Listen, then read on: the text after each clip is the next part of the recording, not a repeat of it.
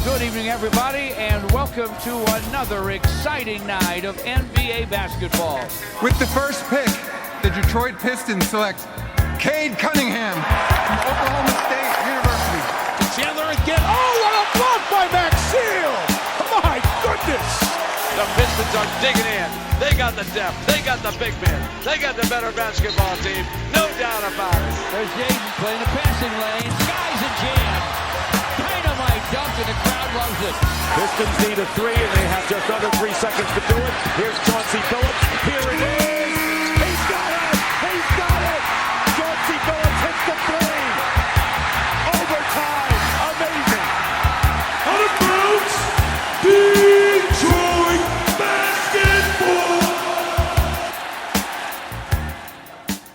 Pistons fans, hello and welcome back to another edition of the Palace of Pistons Podcast, brought to you by Believe. We've got a fun crew here today for this week's show. It's myself, Aaron Johnson. Jasper Apollonia is back this week. We missed him last week, and we've got Tim Forkin in the building here today. Tim, fresh off a trip to Mexico and a sickness, but he's battling through, wanted to join, was a late addition to the show. Tim, how are we feeling? Are we better? And it's good to have you here. Yeah, I'm great. I'm feeling as rested as possible. Was sick, battled through it. I come back tanner like Cade has as well, and Cade has been an absolute terror since he came back. Tan Cade is here, so maybe Tan Tim will be I'll ball out in the same way that Cade has since he's returned. So yeah, all good here. Happy to be here with you boys talking the Pistons. Tan Tim and the Flu Game sounds like the most confusing children's book title of like in the history of the world. But we're happy to have Tim here. Let's fork and go. That's all I gotta say to There you that. go. He popped up on my screen. This is a surprise to me as well, and I got real excited. So happy to have this crew together and get into another exciting edition of the Palace of Pistons podcast. Yeah, we've got certainly a lot to talk about. The Pistons have played a few interesting games here over the last week or so. Couple late losses to the Magic and the Knicks with plenty of eyes on how the Pistons went down in those games. But they then battled back and picked up a win against a Chicago Bulls team that shot historically bad from the three-point line. We're going to talk about all of that. We're going to talk about Mike Muscala, the return of Isaiah Stewart, so much more to talk about on the show. But before we do that, I do want to mention our sponsor this week, BetOnline. BetOnline continues to be your number one source for all of your basketball wagering needs, including pro and college hoops throughout the year. With up-to-the-minute odds, stats, and trends, you can follow your favorite team's path to the playoffs with in-game live betting, contests, and all the player props. Experience the world's best wagering platform anytime from your desktop or mobile device. Head to BetOnline today to become part of the team, and remember to use promo code BLEAV, BLEAV, for your 50% welcome bonus on your first deposit. BetOnline, the game starts here. Okay, so let's talk about these last three games for the Pistons. It was a couple really tough losses to watch against the Magic and the Bulls the Magic and the Knicks. I had written about Monty Williams and the fact that he just needs to be better for this team to play better. That's on our Palace of Pistons Substack. I would highly recommend checking that out on palaceofpistons.com. So I wrote about that, and we're probably going to hit on some of those points that I wrote about here in today's show. But I mean, let's start with these losses to Orlando and to New York. The Pistons had some chances in both of those games. They ultimately come up short. There was the Paolo game winner that we thought was a travel, looked like a travel.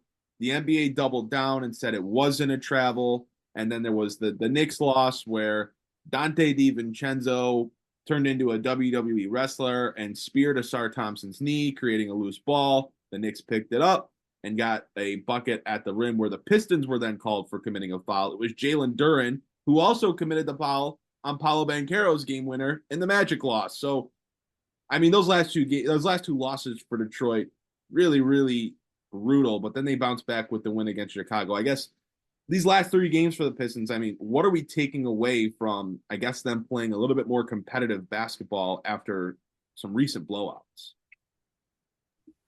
I mean, for me, it's Cade Cunningham. Like we joked about Cade coming back with a tan, but he looks rested. He looks healthy. He looks absolutely dominant. The guy has just been on fire since coming back from the All-Star break. Honestly, he has been on fire for longer than that. I sent out a tweet yesterday, kind of just breaking down how good he's been, and really the common denominator there is him playing next to Jaden Ivey instead of Killian Hayes. The splits on the year are honestly shocking. Cade basically goes from like a 44% three-point shooter next to Jaden Ivey to like a 29% three-point shooter next to Killian Hayes. So it's great to see that like Cade is coming along in the way that exactly you'd want him to. Yeah, he's just been absolutely on fire. I thought he outplayed Paolo. I thought he was the best player on the court against the Bulls, and I thought he was fantastic against the Knicks as well. Look, with the Paolo game winner, I have to be honest, I did not think it was a travel. When you look at just the way that NBA rules work when it comes to picking up your pivot foot and all that stuff, Paolo didn't travel.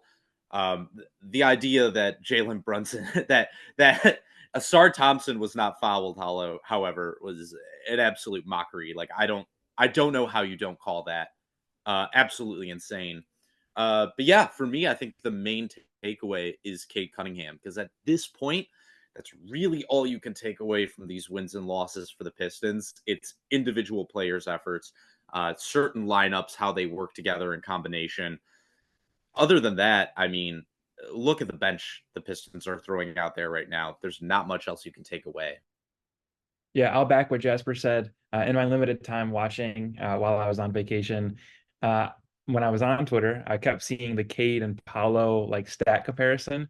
He reposted it, or Jackson Frank posted it. I'm sure we've posted about it as well. Like the stat comparison between Cade and Paolo, and then seeing the way the Magic ended up winning that game and what it took for them to win that game. I would like, I'd like to back Jasper there. Like Cade has been an absolute tear. That's the main takeaway that I have in paying attention to the Pistons is Paolo as being put up as this like great young talent future of the league. Him and Cade have played similar amount of games. They played similar amount of games. They are both balling at an elite level, and Cade is getting the respect, and it's going to come when the team starts winning, when the rotation makes any semblance of common sense, if it ever comes. But no, I am just extremely happy to see Cade. There was some moments this season and in the past where if I was getting too far ahead of myself, I would have doubted his ability to eventually become the guy. I'm saying this today, full knowing that I'm a Pistons fan who changes his mind a lot, but I really have a hard time seeing how Cade could ever fall from grace at this point that he's playing at now. He just looks too good, too confident. He's finally getting some respect as like a future top 20 guy, all NBA guy. And the comparison in the Paolo and with that game specifically is like we have a guy just as much as Orlando has a guy. And the Pistons and the Pistons fans, like that's the main takeaway I have, even through the losses. Like there is a light in a tunnel, and it comes on the backs of Cade Cunningham still. Yeah, I think one thing that was interesting, Jackson Frank tweeted out about, the comparison between Paolo and Cade and how one of them is perceived in terms of Paolo as being like, wow, Paolo is incredible, versus Cade where it's like, oh, inefficient bus. And it's like, you look at the overall season numbers, Cade's actually more efficient in a lot of ways. He scores better from two. He's not shooting overall on the season better than Paolo from three. But when you take out the Killian Hayes minutes, all of a sudden he is better from three, shoots better from the free throw line, more assists, fewer turnovers. I think it's still fair for a fan to be higher on Paolo just overall because of his size. But really, like, when you look at it, Cade has been just as good, if not better. And don't forget, he's actually played fewer NBA games than Paolo Banchero has in their respective careers. So if there's one, real bright spot coming out of the All-Star break, it has to be Cade. Even if, the team results haven't necessarily been where you want, there's a reason they've been in all those games. It's him. Yeah, Cade's last 4 post All-Star break, 30 points, 8 assists in a 14-point loss to Indiana. Then he had 26 points, 7 rebounds, 4 assists in that Magic loss. Against the Knicks, he had 32 points and 8 assists. And then the Bulls game, 26, 5, and 5. So he's come out of the All-Star break a lot better than how he went into it. And I think that's maybe what led to some of that discourse is Cade put up 2 stinkers, 2 bad games right before the All-Star break, and then obviously wasn't in the All-Star game, wasn't in the competition where they had 3 of the last 4 number 1 overall picks playing in the skills competition or whatever it was. So I think it was just like a bad time to go on a break with how Cade went into the All-Star break. But he's come out and he's been absolutely dominant. And the thing for me is he started off the month and he'd be under 20 points a game, and he would only be taking, 14 shots, or he took 11 shots in the loss to Phoenix before the All-Star break. Like, to me, the Pistons are going to go as Cade goes. And unless he has a 15 assist game and his teammates are shooting, historically amazing from outside, Cade needs to be taking more shots. Like, he needs to be around 20 shots a night every single game. Like, and there should be games where he's over 20 shots a night. He just needs to be that type of alpha with this team. Now, I get against the Bulls, he only needed 13 shots to get 26 points, and that was enough, but they had contributions from everyone in that starting lineup and got points off the bench from Simone Fontecchio.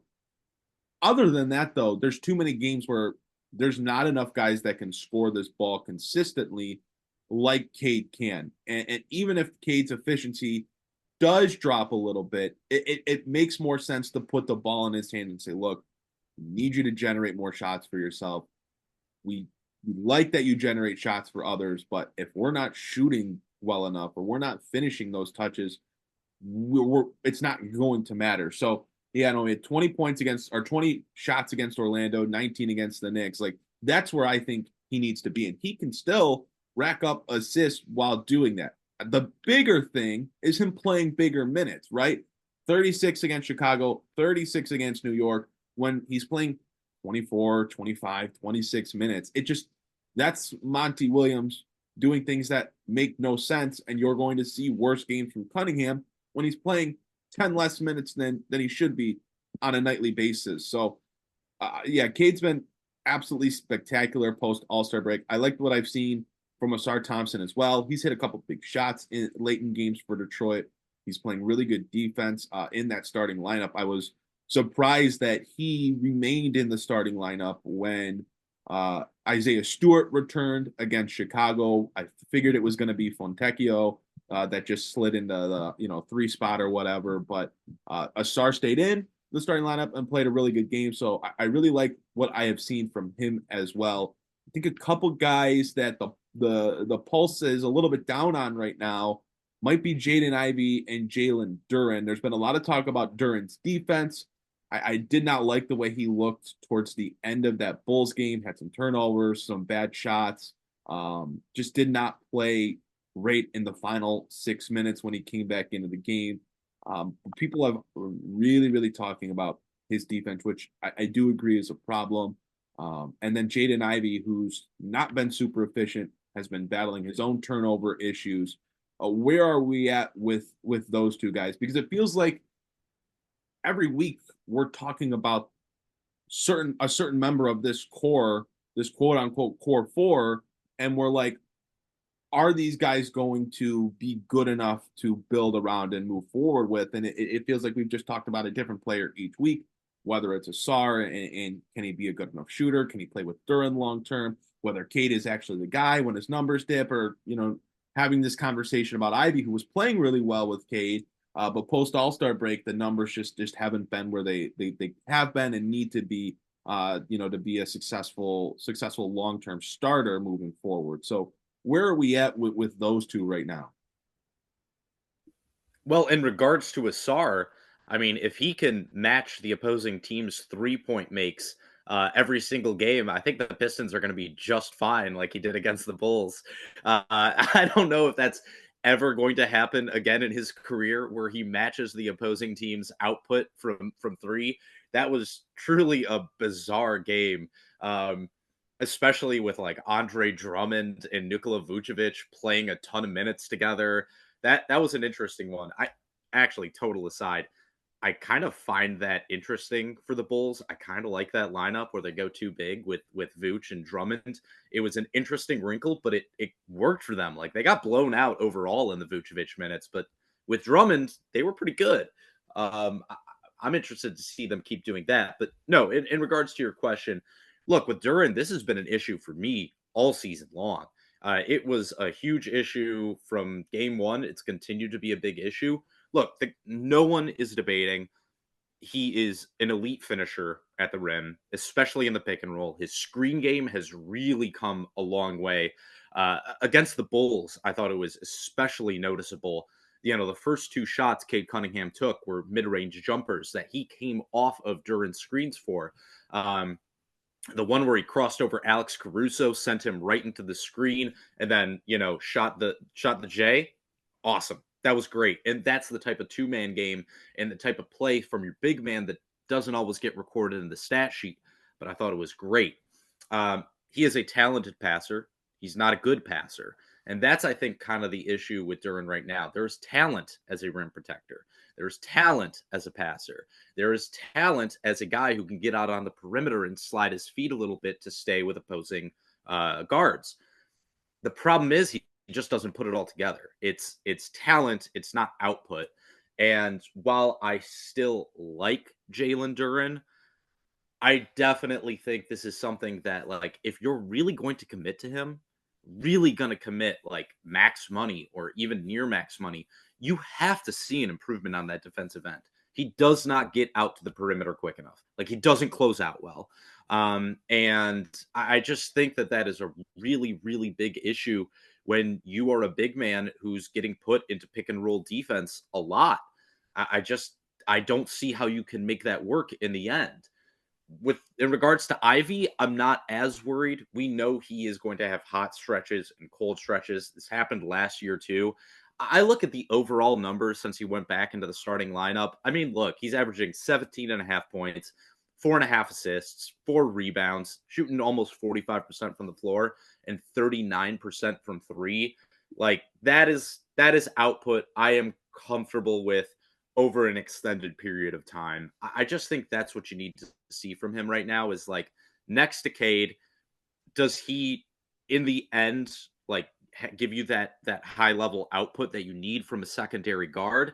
And more importantly, how does he affect Cade's game? And that brings me back to what I was saying before, where, Cade Cunningham's efficiency with Jaden Ivey in the starting lineup. I mean, since December 18th, which is when Ivey came into the starting lineup, Cade's averaging almost 24 points, almost eight assists, 4.5 rebounds, 50% from the floor overall, 43% from three, and 82% from the line. Like, that's more important to me for what Jaden Ivey gives you right now. He doesn't have to be the kind of guy that's going to cause a debate over who should be the first option, second option among fans every night. Doesn't have to be that. What he has to do is ensure that the guy, Cade Cunningham, who is your lead guard, is being able to be effective, efficient, and giving you that kind of output. And right now, that's what he's giving you. So I have no issue with that. Yeah, I want to play devil's advocate on a few of your Duren points. I don't really have anything to add for the Ivy part. I think he's going to be what he is, which is a growing, very good young guard in this league who, like you said, Jasper, we have to figure out if he's going to be the guy next to Cade. When he's on his own, he's great. And when Cade's on his own, he's great.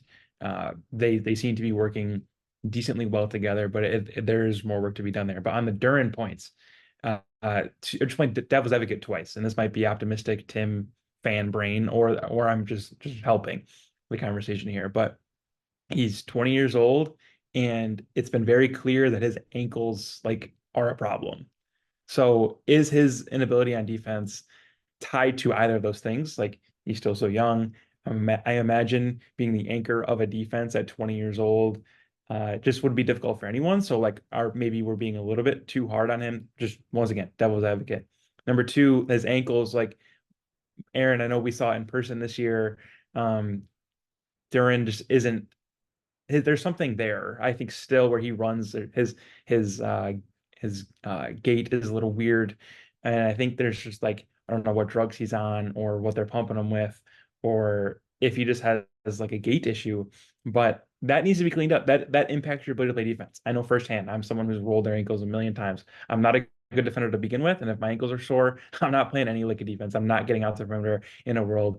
If I was in the NBA, where I just get shots rained on me from the perimeter, it might be wishful thinking right now to expect that Duran can be this switch all, do all, big time defender that he looks like and has shown that he can be at certain points. Just 2 points to put out there. I think overall, we had the conversation before the deadline internally, just like who's the guy you'd be willing to get rid of. And at the time it was Ivy. Ivy completely went on a tear. And now Duran has kind of fallen to that third or fourth part of the order of the core four, as you'd like to call it. I hate, because I'm the opposite of this, but I hate taking this stance, but it's more time with Duran. He has the rest of the year and some of next for me to figure out like what kind of defender he could be, because he's shown flashes. But right now, Ivy completely jumped him in those rankings of like how we feel about the young players. Because to finish the point, like that is what these last few games are about, is the individual outlook of these players. Not to say Duran can't turn all this around, just that's where he is right now, and that has to be okay. Yeah, I think a point to make here, to try to have a little grace with the conversation surrounding Duran is, first off, he's 20 years old, still a very, very, very young player, and he is top 5 or 6 in rebounding in the league, and he's top 5 or 6 in field goal percentage in the league. So he is very good at a few very key skill sets. So it's you have to keep that in mind when we nitpick a guy like Duran. He still is very good at some very, very important things. So yes, you'd like to see him play better on defense. Yes, you'd like to see him be able to be an anchor in the paint and be that type of guy. But I agree. I do think there's lingering issues with the ankles. We know he's had bilateral ankle soreness dating back to last year. If you look at him when he's on the bench, every time he's on the bench now, he's got both of his legs wrapped up heavily from knee down. So it feels like they're trying to preserve something there, trying to keep him on the court. I think I've mentioned this before in the podcast. I've definitely said it to people in Palace of Pistons before. It wouldn't surprise me if, as the season goes later on, someone like Duran gets shut down, because I do think if there's something wrong with the ankles, like probably not a great idea to keep running him heavy minutes later and later into the season when you're, eliminated from the playoffs. So I try to have a little bit of grace with Duran, because I understand he does a lot of good things, and he's asked to do a lot. I mean, when you put him out there with Fontecchio and Asar and Cade and Ivy, like there's not a lot of great defense out there surrounding him. Like, yes, Asar does good things individually and he plays a lot of effort, but you're not going to get the help defense or that interior protection, the interior help that you're going to get when someone like Isaiah Stewart enters the starting lineup. And we saw, against the Bulls, the Pistons only let up 95 points. Yes, the Pistons defense as a whole has been trending in a bit of a better direction since the All-Star break, but it really looked better with Stewart and Duran out there. And I think that's the biggest positive that you could make when talking about pairing Stewart and Duran together in the starting lineup, is it's really going to help the defense, because you have two guys out there now that can be big bodies, that can protect the rim, that can help rebound and all that. So just something to keep in mind on the Jalen Duran front. Again, not to just be in agreement with you guys on everything, but yeah, I think what we're learning with Ivy is he's just streaky, and you'd like him to become a bit more consistent. I do think there's a skill set development that still needs to happen with him in turning the ball over.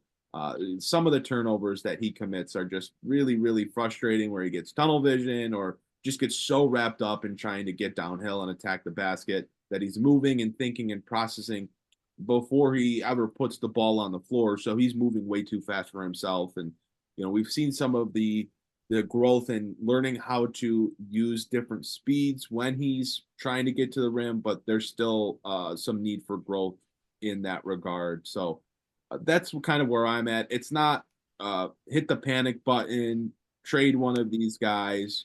You've got plenty more time this season to continue to use these core four guys together and continue to let them build chemistry and get better and play more minutes together, something that they just quite frankly have not done enough yet to seriously give you enough of a grasp of where they can be and if they work moving forward.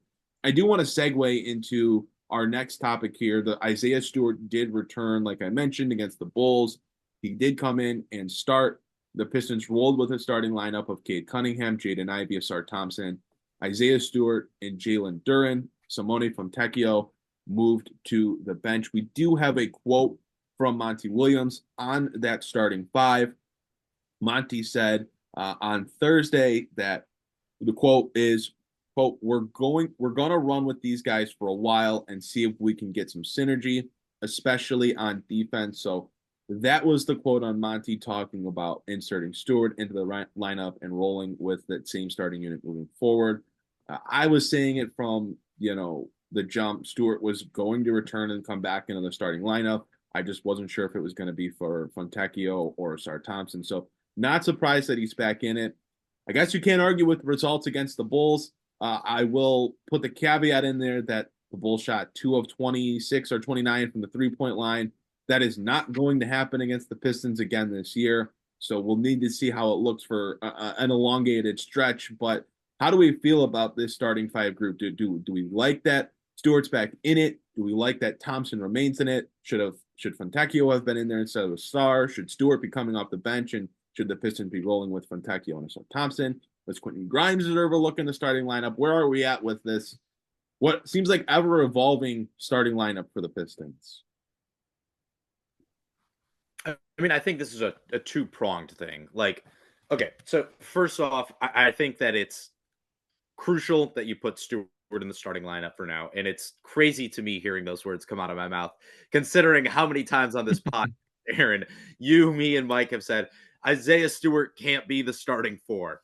But as of right now, and I think this actually goes back to what I was saying in regards to Duren's defense and more specifically his limitations defensively. I don't disagree about the ankles thing. I think it's an issue. Ankle injuries are a reoccurring problem. It's something that does come up time and time again. But absolutely, like what Stewart brings to you defensively right now, the numbers don't lie, man. Like you look at how good they are defensively versus how bad they are defensively with him off the floor. It's night and day, and the numbers don't lie. The eye test doesn't lie. They are much better on the floor defensively with Isaiah Stewart out there right now. And I think the limitations of him and Asar and Duren offensively in terms of shooting are definitely there. But with Cade Cunningham cooking on the way he is right now, there are still opportunities to get easy buckets. So I think that in regards to Cade's development has been a big thing as well. I have no issue with them doing this as the starting lineup. Season's over. Season's been over for months now in terms of wins and losses. What's really crucial is that you find exactly what you have from your core guys. And these are the 5 most important players, at least that's what we believe, moving forward for Detroit. So you need to figure out if these guys can all play together. You already have a financial commitment to Stewart. The other 4 guys are, top draft picks over your last 3 drafts. So to me, I have no issue with them rolling out there. Yeah, would Fontecchio help with spacing? Sure.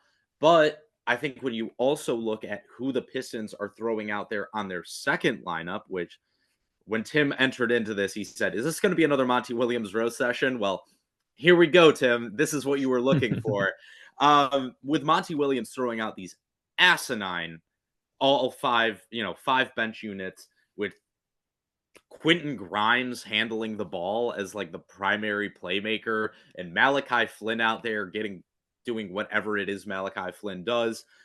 I think the biggest thing about that, though, is that James Wiseman is also now clearly back into the rotation and is going to be getting those backup 5 minutes, since Monty Williams largely refuses to stagger the minutes of either Cade and Ivy or Duren and Isaiah Stewart.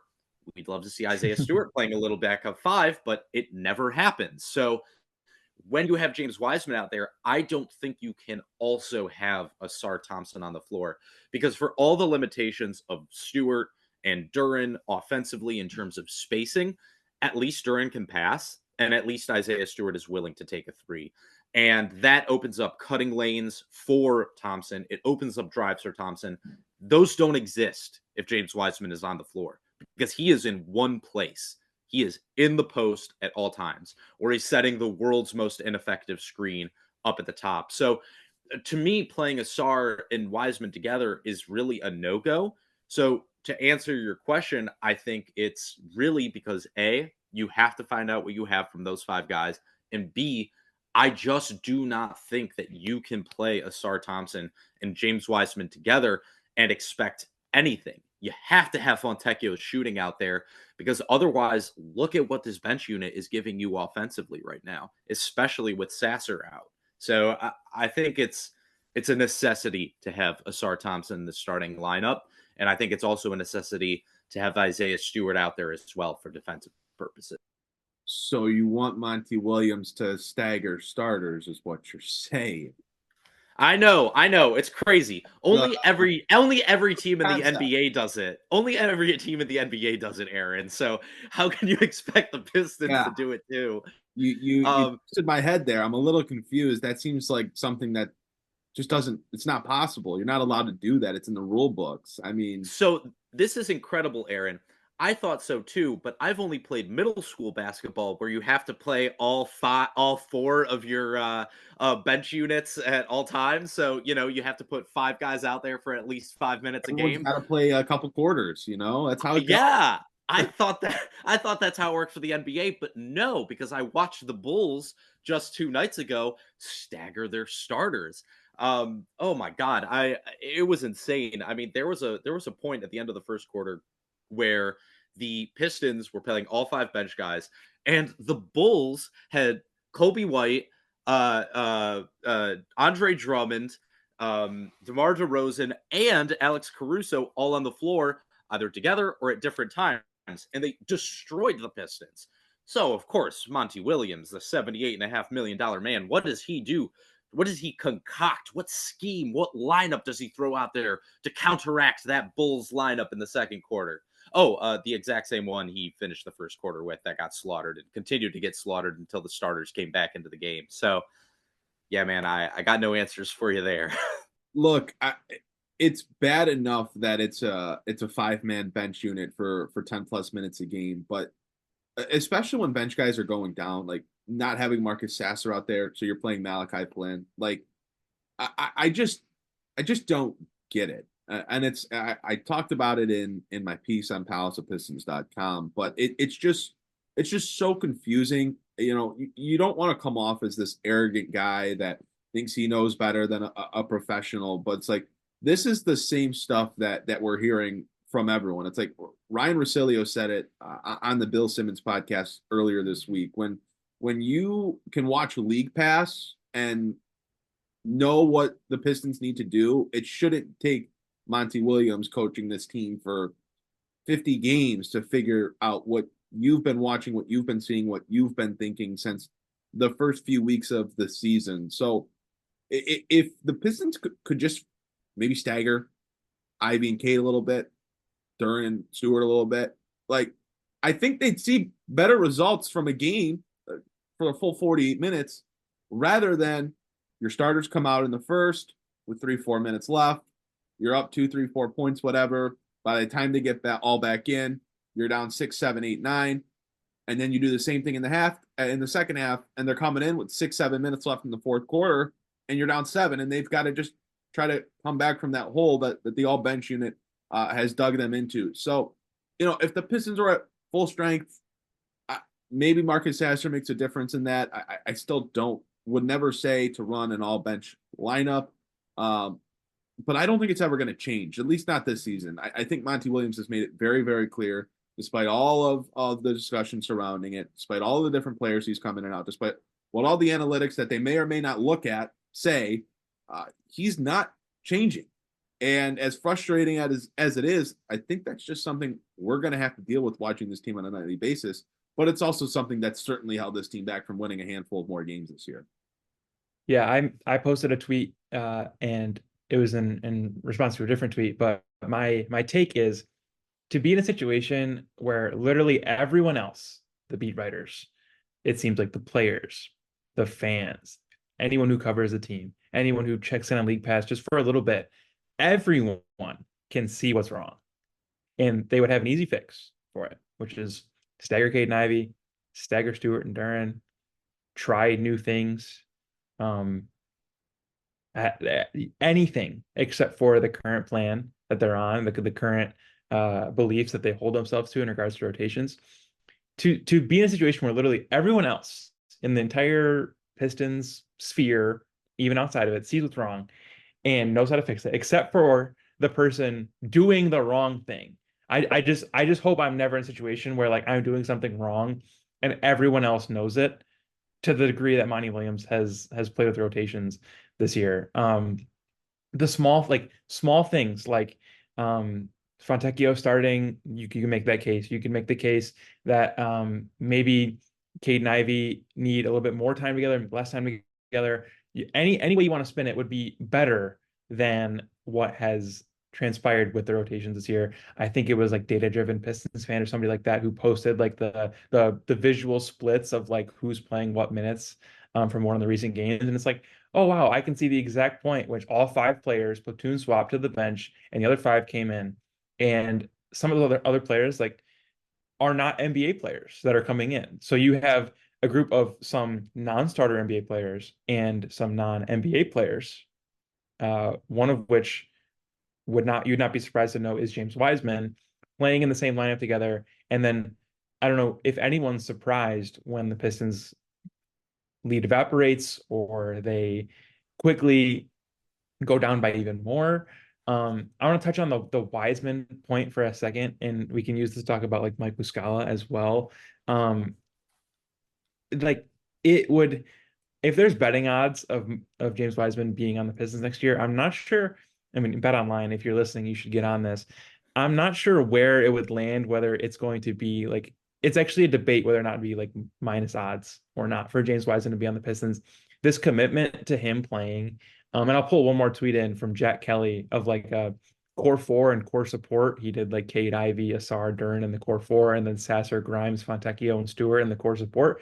And the first response is from Data Driven Pistons fans. So they only need to use those players. So maybe you put like Troy Brown or Shake Milton in the spot where Marcus Sasser would be, but like anyone else could see, hey, you have 8, maybe 9 NBA players on this roster, or people who like would be like the right players to insert into the lineup to make those core 4 players shine, or at least get the most out of them. You only need to play 8 players. A smart, strong, disciplined coach would only play the players who are NBA players. I mean, how many years did Tom Thibodeau play 7 guys on the Bulls and partially like ran some of them into the ground for the sake of having a winning team? Now, I'm not saying we need to play Cade 42 minutes a night, although it might take that to win sometimes, but or with the way the roster is currently constructed, but with the fact that they have to play 10 players, the fact that they have to be the first 5 and the second 5, and the fact that James Wiseman is in that second 5, I'm not sure we can come back with any other take except for like this is a Monty problem. And the Mike Muscala buyout, when he was clearly helping Asar Thompson, like I'll let you guys carry this topic here, but to agree to a buyout with Mike Muscala, who maybe you're doing a favor, and we know that there's some agent connections there with the Pistons who have been heavily infested by agents and agent favor, like paradise right there. It's an escapade for any agent who needs to get a buyout for their guy to send to the Pistons. So all that to say, we've seen ways in which this could work. We saw ways where Asar shined with next to Muscala. We see what Muscala does for the good guards on the team, and yet he gets bought out. And that if that's because Monty said we're playing James Wiseman, then there's no coming back from the way the Pistons are operating right now. Yeah, I mean, Well, Chicago played 9 guys the other night. Chicago played 9 guys against the Pistons. They used their starting 5. They brought in Drummond off the bench. They brought in Javon Carter off the bench, and they used 2 other players, Dalen Terry maybe for a handful of minutes, and there was one other guy. It's like they played 9 players, and it's not a sin to do that. It's not a crime to do that. And I wouldn't even be on Monty Williams for using 10 guys. Like, I think that's fine. It's normal. Most coaches use a 10-man rotation. It's just rotating the guys in and out and using the correct lineup configurations. It's just beyond frustrating that it's like line changes in hockey. Here's my first 5, now my second 5 go in. So yeah, I think that's the biggest issue. And yeah, the James Wiseman thing. It makes no sense. Like, plain and simple, it makes no sense. James Wiseman is essentially this team's new Killian Hayes. You got rid of Killian Hayes finally, a guy that should have never touched the court for you, but was starting and playing big minutes. And now you're stuck with James Wiseman coming off the bench and having games where he's playing more minutes than Jalen Duren, or leading the bench in minutes played in the game. And there's just no numbers that show James Wiseman is helping this team. He's just not an NBA player at 22 years old. And that's the fact of it. And you can say, oh, the Pistons would never do that. Why would the Pistons purposely play a guy that's not an NBA player? Well, look at half of their roster from this season. They've played 27 guys in a game throughout the season, and they've had 4 or 5 guys that are clearly not NBA players. Killian Hayes, not in the NBA anymore. There's been absolutely zero talk about him joining a new team. Joe Harris, another guy, not in the NBA anymore. No talk of him joining another team. Isaiah Livers did not touch the court after being traded to the Wizards. I know he's out for the year now with another injury, but even when he was playing for the Pistons this year, we were all kind of saying, it looks like it's the end for Isaiah Livers because it doesn't look like there's an NBA player there. You can look at, playing Malachi Flynn right now. You can look at, again, James Wiseman. Danilo Gallinari's on the Bucks. He's definitely on the back end of his career. I don't even know how much he's playing for them right now. I did see he was playing in 1 game, but I don't know if that was just get him on the team and they needed a guy type of thing. But they've played guys that just aren't NBA players all season long. They've started them, they've closed with them, they've played them big minutes. So, that's exactly what's happening with James Wiseman. And let's segue into that Mike Muscala discussion because it is certainly connected. So the Pistons buyout Mike Muscala. They did it just before the deadline in which players had to be waived in order to be eligible to sign with a playoff contending team. There were reports that Muscala has drawn interest from playoff contenders. I think Philadelphia, OKC were a couple teams listed. But we don't know who wanted the buyout. Was it Mike Muscala or was it the Detroit Pistons? And if Muscala's got interest from playoff contenders, part of me thinks it was Muscala. I don't know if that's why he wasn't playing in Detroit or if it came after the desire to get bought out came after he was losing his minutes to James Wiseman. I thought Mike Muscala was playing well in his minutes, one of the few Pistons with a positive plus minus in his time on the court this year in Detroit. There was a seamless fit with him coming off the bench, spreading the floor. They even started him a game or 2. His minutes with Asar Thompson were really productive because you were allowing Asar to play in the paint, play in the dunker spot, play the baseline cutter as Muscala spread out on the wings and in the corners. But Muscala's gone now, and that's opened up all of the backup minutes for James Wiseman. I would have really liked Muscala to stuck around even next year. I think he's a third string big, plays the 4 or 5, spreads the floor, a veteran presence, but he's now out of the Pistons organization. I mean, does that move make any sense for Detroit for a guy that seemed like, he was going to play this year and should have played this year and could have played this year with the Pistons, but also was maybe making a case to be here a little bit longer term and sign a new contract with the team in the offseason? I think and I can't believe I'm about to defend Monty Williams here. I think it had to have been on Muscala's part. Like, it had to be him being like, look, I don't want to do this. I'm getting older. I want to play for a playoff contender. Like, I think that just has to be what it is, because look at the results. I mean, look, you had 2 nights ago against the Bulls, you had James Wiseman come in the first 6 possessions for the Bulls after he came in, they went directly at him, either via Drummond in the post or on the pick and roll.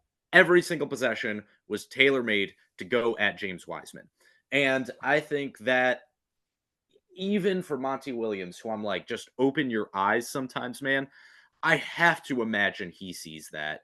And look, there's got to be a reason why Muscala was playing over Wiseman at first, and they won a few games. Like, I don't think Monty Williams would fully ignore that.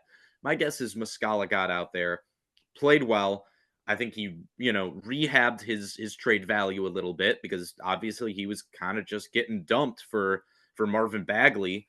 I have to assume that's what the case is Muscala being like, hey, look, I gave you a few good games.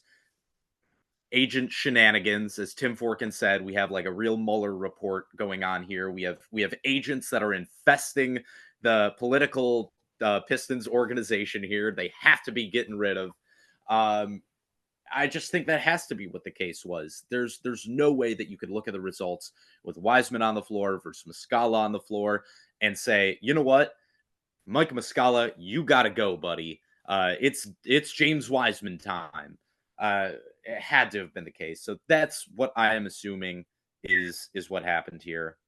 Anything else would just be, I can't say I'd be surprised just based on how this organization operates, but it would somehow be like even a bigger show of malpractice by this front office and this coach than almost anything else that has happened this year outside of Killian Hayes starting over Jaden Ivey. Like, the results were so obvious. They were so clear with Muscala on the floor versus Wiseman. So that has to have been the case. It has to have been. Right, Tim? Has to have been. I don't have much to add. You just laid it out perfectly. I will miss the Mike Muscala minutes. I really liked him in a short time.